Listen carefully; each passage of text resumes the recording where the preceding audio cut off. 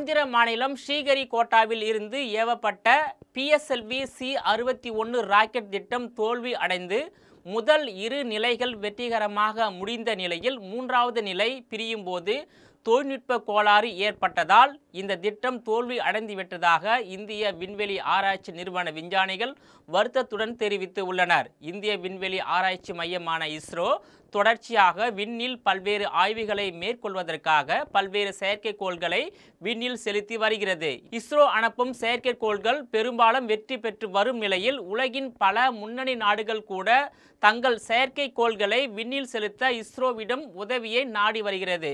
இந்நிலையில் ஆந்திர மாநிலம் ஸ்ரீஹரிகோட்டாவில் இருந்து ஏவப்பட்ட PSLV C-61 ராக்கெட் திட்டம் தோல்வி அடைந்து விட்டது.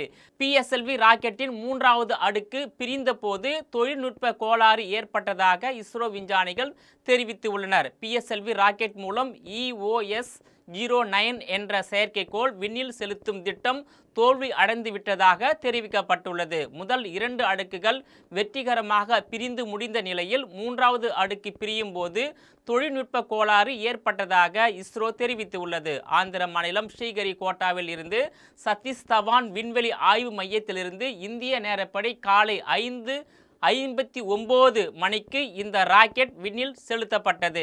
இருப்பினும் PS-3 திட ராக்கெட்டில் மோட்டார் கட்டத்தின் போது அது பாதையில் இருந்து விலகி சென்றது.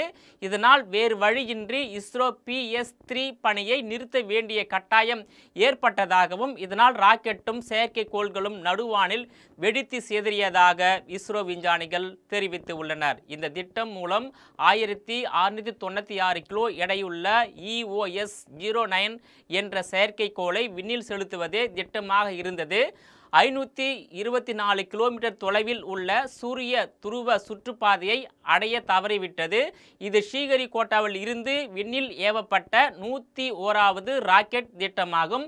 கடந்த 2017 முதல் இஸ்ரோவின் விண்ணில் செலுத்திய செயற்கைக்கோள்கள் அனைத்தும் குறிப்பாக 58 முறை தொடர்ச்சியாக வெற்றி பெற்று வரலாற்று சாதனை படைத்து வந்த நிலையில் இப்பொழுது சுமார் 8 ஆண்டுகளுக்கு பிறகு முதல் முறையாக PSLV C-61 ராக்கெட் திட்டம் தோல்வி அடைந்துள்ளதாக இஸ்ரோ விஞ்ஞானிகள் வருத்தத்துடன் தெரிவித்து உள்ளனர்.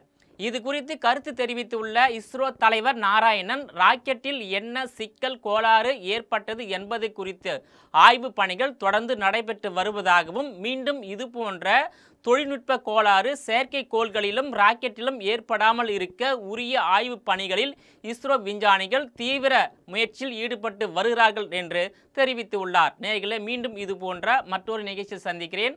அதுவரையில் உங்களிடமிருந்து விடைபெறுவது நான் உங்கள் விஜயபாலன்.